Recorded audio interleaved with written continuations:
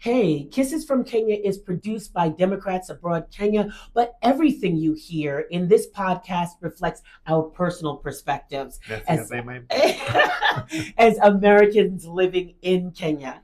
Yes, nothing we say should be taken as the official stance of Democrats Abroad Kenya, Democrats Abroad Global, or the Democratic Party. This is an entertainment space and not an official policy platform. Thank you.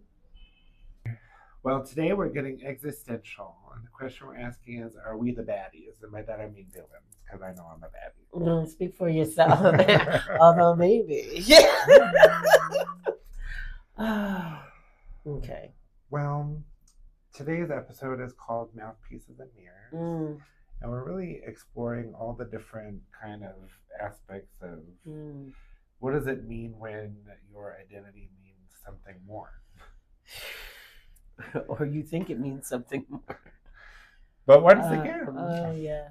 Whose America is it anyway? You want to share with us some of the headlines? About the continuing slide into fascism, yes. So, our first headline is... I'm so sorry. I find myself, I'm breathing so heavily out loud. Like, it needs to be in my mind. What do they call it? The spiritual side? Yes. Oh, gosh. All right, sorry. Okay. Try to be quiet over here. I'm just like, what is it this time? Okay. But when, what's the reference that I want to make? Is escaping me at the moment. When Annalise Keating does her ugly cry with a snot running down the lip. Oh my gosh. Do we tell her to stop? No, we don't. We give her awards. Viola Davis has done that ugly cry in half of her roles. Oh my gosh. I always think about her in Fences, also when she had that snot running down the lip. And not even stopping it. I suppose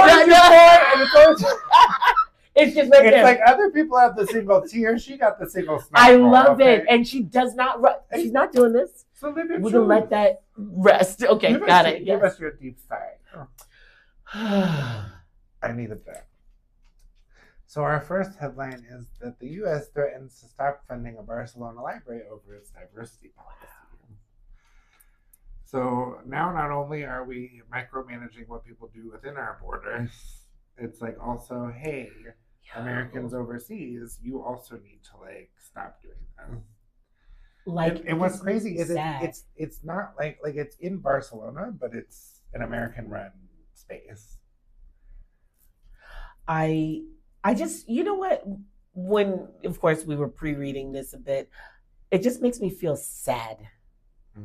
Just effing sad. Because I'm just like, has white supremacy not been enough? Within our borders. We gotta export it. Seriously, and you're really, and of course I'm thinking that time when the guy in office, I don't even want to really say his name because we have to read it anyway, probably. But when he said to the countries at the United Nations, that awful speech he made, and he's like, oh, because you're opening your borders and all your countries are going to hell. What the hell is that? Okay, yeah, that's the problem. This next one to me is crazy because it's saying that the U.S. embassies globally have told their suppliers to comply with Trump's ban on diversity program. And my thing is so what's next? You gonna tell me that we're here in Kenya and you need to go find a white supplier? Because you only want to deal with white people? Seriously, I just felt a streak of pain just rush through my head. What does diversity even mean when you're in a country that is majority non-white? Quite frankly, what does that mean? And also, what's American? What is an American name, by the way? And also, what is that? Why is it your business? Wow. Because this is how this stuff works. Okay, let's just finish this soon. You know one thing about white people, we're not very good at minding our business. As evidenced by every Karen video on Instagram. As evidenced by every continent, every. What y'all got going on over there? Icy brown people. Oh, jeez. I'm going to come and take all of your seasoning that I will continue to not use. I'm just going to use butter. But I'm going to with them other white people over there. I want access. I want to know I have the option. Oh, that reminds me of a story, but it's not even relevant right now. Okay, okay, I'm sorry. I really have to deviate for a moment. And this friend, I'll have to send this episode to. I have a very good friend. Let's call her Lisa. That's not her name. And so she's white. This part is really important. So back when I was living in Piermont, New York, the village in New York I used to live in, we had just become friends. And so one day she came over, I think with some food, or she was going to cook some food, and me and my friend were there. Who and my friend is black from the Bronx, and we're like, "Oh, you're gonna cook." Oh, and then what does Lisa say? Are you saying that because I'm white? We're like, yes. And then she takes out the spices. Why? Because she lived in Guam for like 20 years. So she does not cook. Because we were giving side eyes like, oh, you brought the food. Good. I mean, the only stereotype that I've never been able to escape, even after decades of living in the Deep South and now in East Africa, is like, I love me some dairy. Like, you know, white people love dairy. If it's got some milk in it and some cheese, like my girlfriends back in Baton Rouge used to be like, baby, like, you're not supposed to consume that much like lactose. Like, I actually think like some of your health issues might. And I was like, that's gonna just have to be what it is. And I was like, y'all don't complain when I make the mac and cheese now, do you? When I make it with that bechamel, it's got some milk up in there, like. Oh gosh. Well, I miss mac and cheese. Oh yeah, I'm okay with it. I have a block of cheese in the freezer I need to use to make a cheese sauce. So I need to go on and make a little mac and cheese. Oh, can you call me when you do? Yeah. Okay, thank you. Because I've been looking at that like, what am I going to do with this? Yes. Back to good this. Cheddar. Anyway, I think we're done with this. Yeah, can we? I don't want to. I can't. Let's. Well, I mean, not that this is any less depression, but listen. So okay, so this is about our main segment. I know. Pieces of mirror. Well, right now, what's on my mind is: are we neo-imperialists? So here's what it comes from. So as we've labeled ourselves, some folks in a WhatsApp group, Black expats. Mm-hmm. So we come over. However, it's like we're taking in an informal way some of the way we are in America and forcing it, if you will, here, or even doing the things that we would not do in America and somehow being better than, and I'm putting air quotes around better than here. So a couple of things that stand out for me.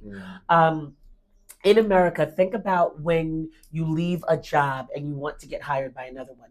Now it's illegal, I think, for them to ask you, well, how much did you make at your old job?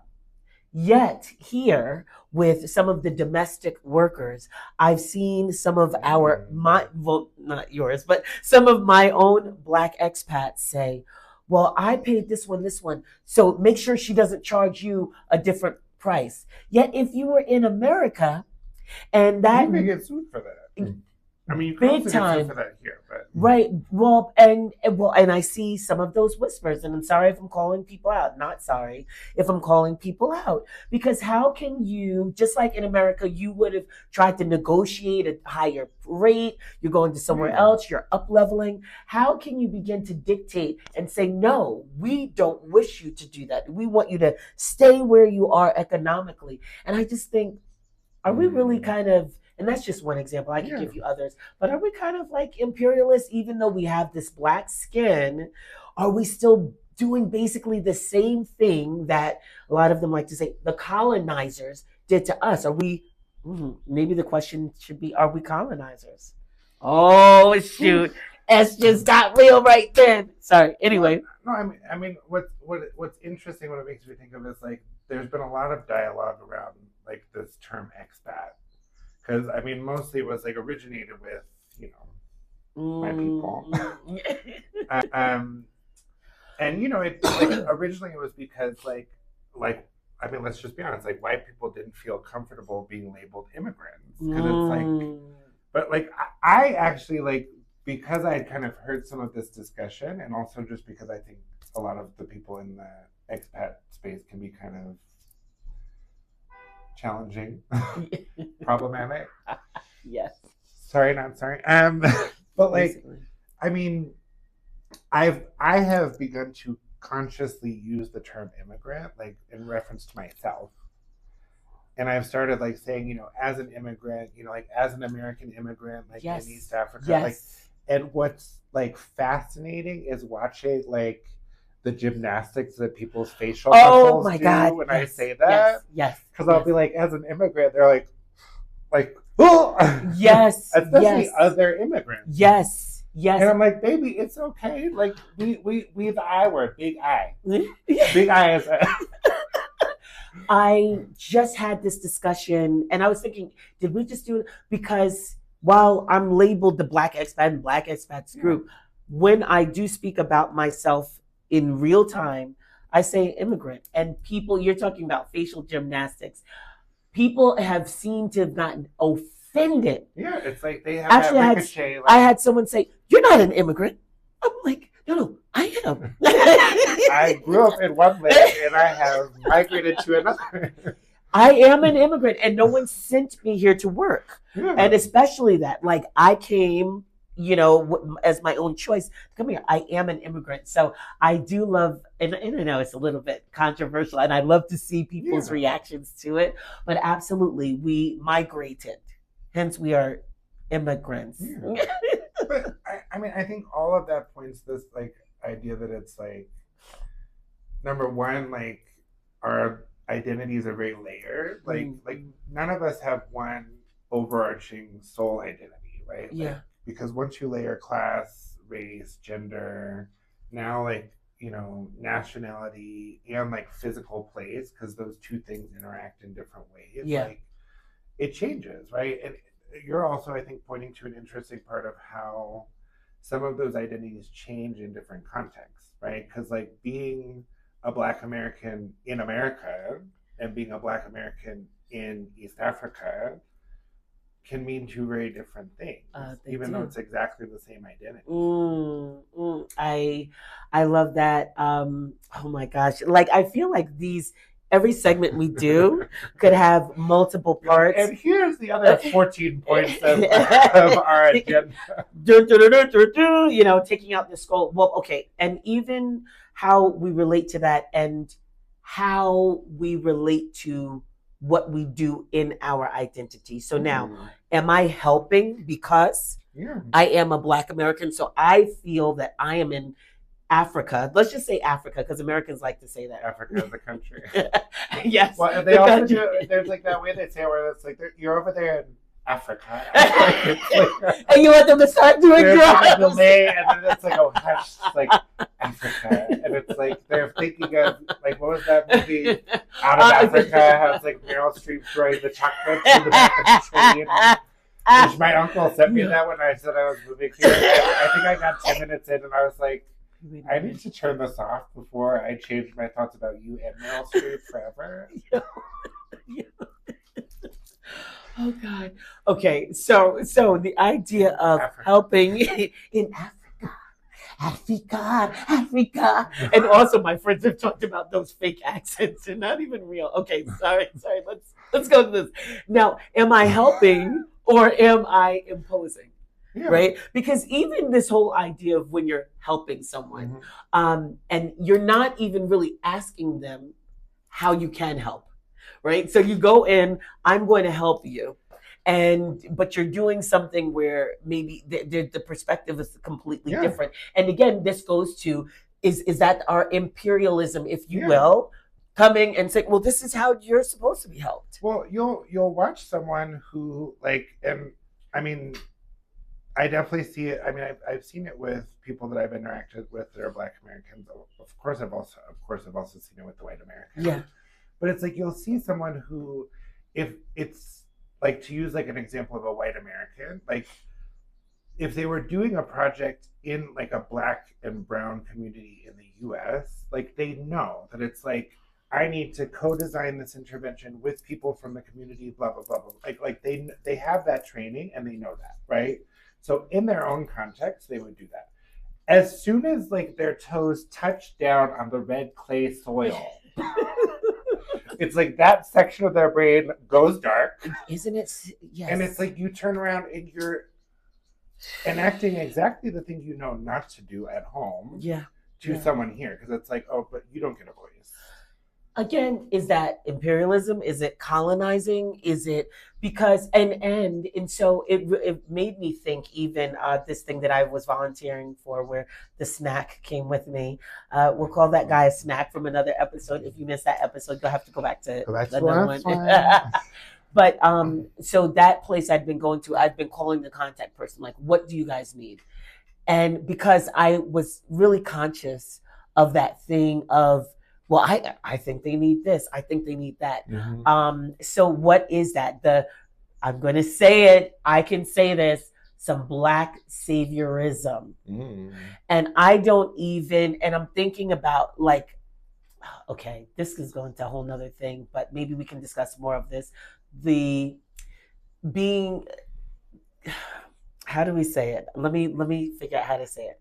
When you're helping someone and then you want to chronicle it or put it on social media. Now, wondering what is the thought process behind that? Is it look at me with the little African children, or is it donate? Like, you know, because sometimes it's donating. I mean, it's something that comes up for me a lot, right? Because like I spend, like we've talked about, a lot of time kids, outside of Nairobi, doing projects with Rotary, doing projects with whatever. And you know, like the people who know me know that it's like, you know, I chronicle everything for my story, but it's because like that's like I do it almost for me. Like that's like my journal. You know? Or it's like, you know, like the stuff with the kids that we talked about last episode, like I'll record bits and pieces of that just because I think it's funny. Like I know my friend, like I know my like Kenyan friends will think it's funny. And so, but it's one of those where it's like I feel like lately I always go back to that old. Well, we always talk about sex, but there was the Supreme Court decision in Larry Flint versus the United States, where the Supreme Court Justice, I think it was Berger, said, I think it was Chief Justice Berger said, I don't know how to define it, or maybe it was Rehnquist actually, but it was like, I don't know how to define it in reference to what is pornography, like versus what is art. And he was like, I don't know how to define it, but I know it when I see it. And so it's like, there's just a line where it's like when I see someone on their Tinder profile and it's a picture of them surrounded by a bunch of like African children, that I'm like, this now feels exploitative and like it's like you're performing, like it's performative at this point. And like, but I think a lot of times that comes down to the intent, right? Like if your intent is to be like, look how great I am. Versus like I happen to be doing a thing, but also like, you know, here's a funny thing that happened while I was doing it. The intent is very different. Well, okay, and so you know, we have this conscious and unconscious. Could it be unconscious? I mean, I'm digging deep here. Wait, but sorry. Speaking of Larry Flint, was he the Hustlers Club? And speaking of Shreveport, from another episode, there was a Hustlers Club in Shreveport. I definitely visited there. No, I visited one time. Believe me, you don't want that up there. Anyway, sorry, I just had to go back to that. However, but so I have more thoughts. I'll show them. So, but okay, with that whole thing, I wrestle with that. I wrestle with it because I'm thinking, and in fact, yesterday when I went to the place I went to, the woman who's a part of the thing, she sent me a lot of pictures, and I'm wrestling like, I didn't know they were taking pictures. Do I post this? Like, what is going to be the thought behind it? So I struggle. I have a personal struggle because I'm like, what does this look like? What is it being interpreted as? And really, I'm struggling over something I have no control over. It has to be about my intent because people will say, well, oh, you just are doing that. Or people say, oh, that's great. Like, people are going to be people, taken right? Out of context, it's always going to be something. I've learned that through all the times I've been canceled on Twitter. So that's another story for another episode. Oh, I can't wait for that episode. It has to do with our usual exploits. But no, I think that it's one of those where, you know, like I think if you look at it from a comms perspective, like communication, it's always like, what is like your call to action? Or like what is the thing that you like hope to inspire in the person who's watching it? Yeah. And so like I know for me at least, like if I'm highlighting a project that we're doing, it's because like I mean you know me well enough by now to know that like my intention is to be like, give me your money for the project. Exactly. There you go. Look at this thing that's happening. Don't you want to be a part of it? The call to action is like come by either donating your time, your services, your money, or whatever. Yeah. So if that's the intent, like that's gonna land very differently than like, look how great I am.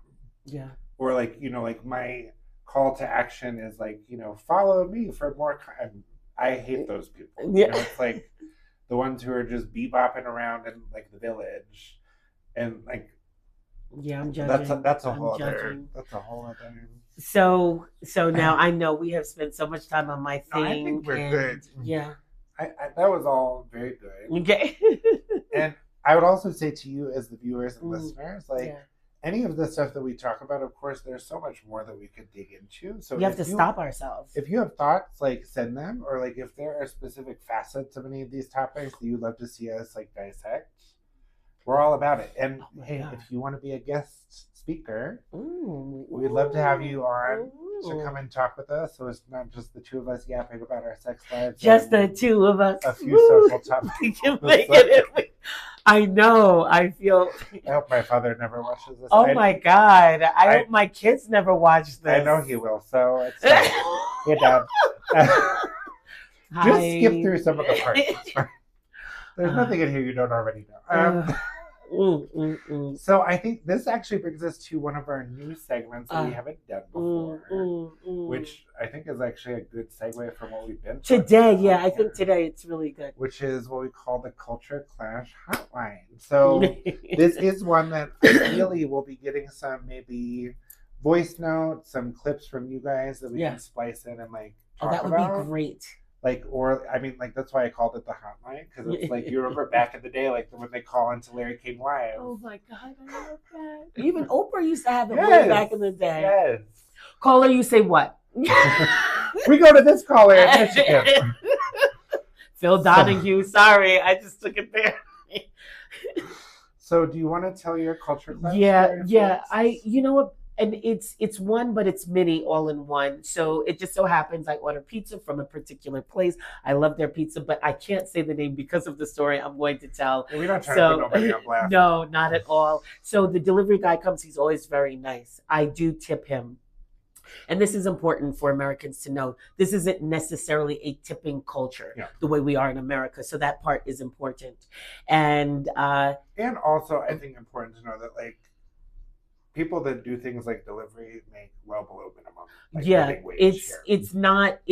it's not a job where you're getting paid a lot. It's just not a tipping culture. Yeah. Although a lot of us brought it here. Are mine imperialist? Okay, but anyway, I tip him, and so he has my number because of the way I pay him with my mobile wallet that has my number. And one day he said, "Hi, how you doing?" I'm like, hello, this is odd because I didn't order pizza.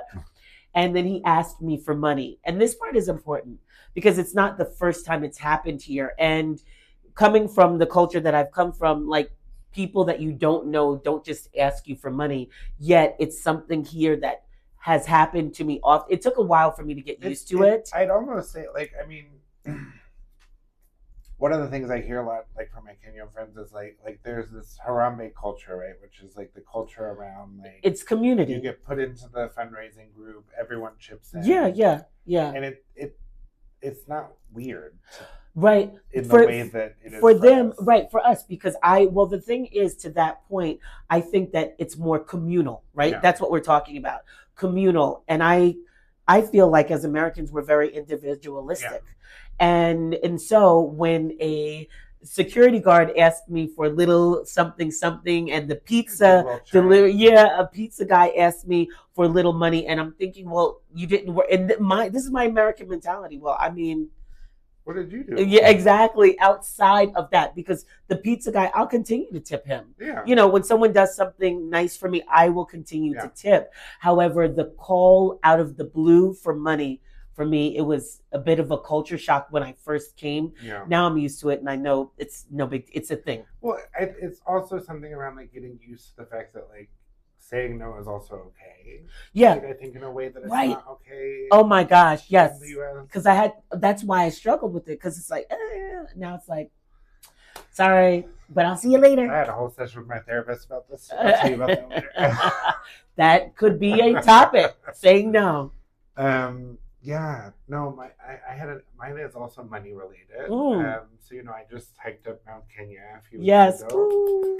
In support of a project for Machaco's Technical Institute for the Blind, and it was really interesting how I found the culture clash like on the opposite side, which was like, I love me a good fundraiser. If y'all don't know, I be on the internet asking the people for their coins with regularity. If you are in my phone book, you will get hit up at least 4 to 5 times a year. I love that. Because I'm on 3 NGO boards and have 400 projects. So if you're watching this, feel free to follow me on Instagram. I'll DM you and ask you for money. I love that. But we were getting ready, and I was like, I had this whole montage of we're hiking for Machaco's Technical Institute, blah blah blah.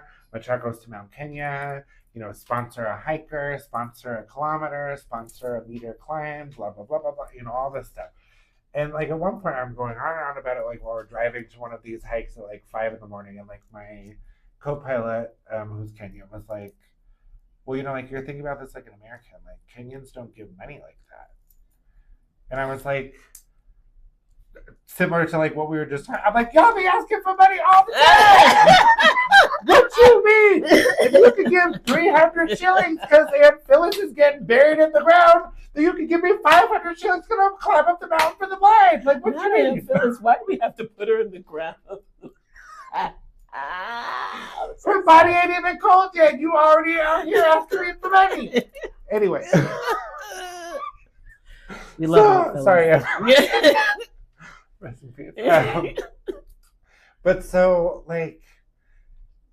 I just I was like, I don't understand what you're talking about, because I was like, the thing is, I was like, I guess because she was like, well, no, it's she was like, well, first she was like, if someone asks like that, then the assumption that the other person's gonna have is that you're using the money for the cost of the climbing. Interesting. And I was like, okay, well, that's definitely a cultural difference. And then I was like, and she was like, furthermore, they're just not going to do it. And I was like, girl, you watched me. Yeah. Did they do it? That usher watched me. Okay, yes. Well, I raised $500K, so it's not and over half of the money that I raised came from Kenyan. So obviously it wasn't 100% correct. Wow. I mean, it was an interesting, I think, exercise in, because that fundraiser and most of the work that I do with Rotary is in primarily Kenyan spaces. It was an interesting kind of reminder of the fact that even almost 6 years later, I still think about things like an American. Yeah. And granted, do I think getting that $5,000-ish would have been easier if I was doing this on the U.S. side? Sure. But that has to do with a lot of things. That has to do with the state of the economy right now. That has to do with so many layers, right? So it was an interesting opportunity to also kind of push her thinking, I think. Yeah. Because when I was out there checking back in, girl, I just hit the 250K mark. She's like, huh? I need to say, let me start. How did you say we do it again? How do we do this? 1 kilometer equals what? Exactly. Ooh. Well, I think that gives us a segue into our penultimate segment for this week, which is the Queer and Black Joy Corner. Yes. Tell us about your Black Joy sister? Well, my black joy is coming from the weather. I feel like, Oh, you yeah, see it that goes sign back to outside. sex again. I'm feeling it is, the weather is warming up. Okay, the past 2 days have been a You little feeling gray. hot? I'm As, feeling as, it's getting hot in here. So take off. as the Louisiana grandma would say, she a little hot in the draw. Basically, the North Carolina grandmother said that too. I do feel When it warmer gets and hot, she get a happier. little fast.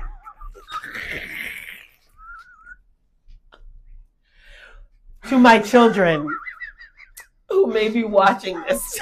Were they born in the winter? That means they were conceived in the summer. The twins were born in the winter, and my daughter was born in the summer. That means that was when you turned the heat on. I'm done. That is my joy. Warmer weather equals a warmer and hotter me. And your queer joy, please. I ain't gonna knock it. I mean, surprisingly, this time it's not about that. Oh wow, just me. Not true, but so I mean, I know I told you about how I was up in Nanyuki. Mm-hmm. That was last episode, right? Like, yeah, last episode. The kids up in Nanyuki. And so it was. I mean, it was hilarious because, like, of course, they were like fascinated with the tattoo, and you know, like naturally, it's like some are like, "Can I rub it off?" Like there was a lot happening. Yeah. And you know, like had some really interesting conversations with some of the kids because they're like, "Oh, you know, like." Does having tattoos like mean that you're like a bad person? Because like that's what my pastor said. Yeah. And I was like, baby, I'm sure there are people with no tattoos in your church that are terrible people. And she was like, you know, you're right. And I was like, see, like the kids, you know him. Oh, I love it. And I was like, and there's lots of like people with tattoos that are really good people, and probably have done more than some of those terrible people. Absolutely. But one of the kids was, I mean, of course, it's like Barbara Walters, like Bubba every time because it's like they just be, like, I mean, you taught, so you know, kids just they ask, whatever's in the cerebellum comes out the mouth. Yeah. So one of the girls was like, "Do you have a wife?" And I was like, "No." I was like, "What if I have a husband?" This is like a 9-year-old. She looks at me and she's like, "Why would you want one of those?" And I was like, "I know you're right, because men are trash, aren't they?" She was like, "Absolutely." She went right back to what she was doing. You said in another episode, they're like old people in little bodies. I was like, the kids are gonna be all right. Like, we're the problem. They'll be okay. 100%. But that was my queer joy, right? It was like, I love it. Here's this like little one, like out in the like, you know, so you cannot argue with me that she's, you know, all the arguments, right? Like that they're consuming the media and blah blah blah blah blah. Here you are from the mouth of babes, like the issue you have with that is that men are trash. So like, why would you choose that for yourself? Right. Why? That was my queer joy for I love it. I'm here for the joy. Here for the joy. All right, so you want to close this out? Yeah, I guess I can. So let me ask this question. What's one way I try not to be? That must be for you. Why you want to be the mouthpiece? I don't want to be a mouthpiece.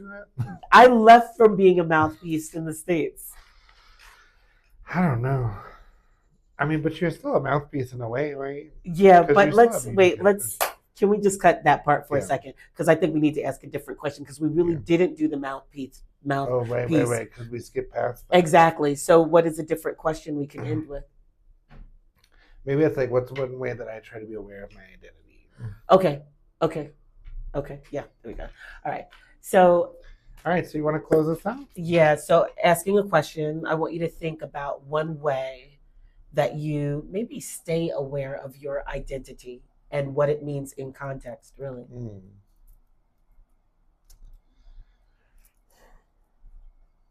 I mean, I think it's something over the years I think I've trained myself to almost do a lot because like of all the years of where you were, yeah. But it's something that I think I've tried to also expand my awareness of, because even like when like for instance, like I had a meeting with a client the other day, who's a founder of the school and is a woman. Um, yeah. And like one of the things that I just narrated to her in our initial meeting was I was like, I'm very conscious, like as a man, about speaking over and for women. And so I was like, there are going to be a lot of cases where like you might actually want me to push you more, like, or you might want me to be more directive, but like I'm not going to do that unless you ask me to. Because I was like, I'm very conscious of the fact that like I as a man can come in here and be like, this is wrong, this is wrong, this is wrong, this is wrong, and then gaslight you into like, thinking that that's all your idea. Yeah. So, but that's the thing, right? I think like really like truly living outside, like living outside the U.S. has pushed me to like expand that awareness. Like I think in the past, like especially living in the South, like race and gender were always kind of like top of mind, because especially working in primary schools, like I worked with a lot of Black women, who were constantly disrespected by everyone else that we worked with. But yeah, like here there's so many more layers to that, and so it's like, how can you not be the American taking up all the space in the room, or the man taking up all the space in the room, or the white person, or insert identity? Yeah.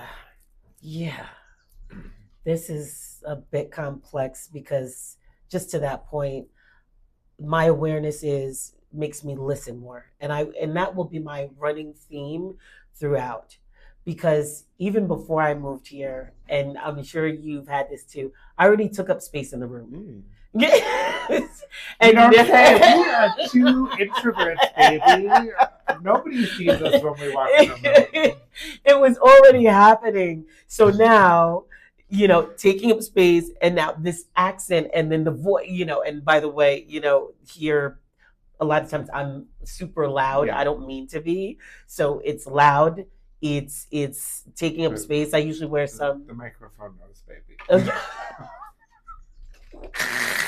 Yeah. Hello. Is this thing on? So it's making me take steps back, not in being less of myself, however, just being more discerning. So knowing when to just be quiet. I was sitting at a table with some Kenyan friends and new people that I had met, and I found that maybe a few years ago I would have jumped into this very deep conversation they were having, right? But what I did was I was just like, and I just, for the most part, until like maybe about 45 minutes later, I was invited to come in, and I was invited. I didn't push my way in. And then it felt natural. So I think listening is helping me to be more aware of what's going on. And you learn. So that's for me. Great. Well, friends, from our contradictions to yours, this is Kisses from Kenya. Mwah. We'll see you next time.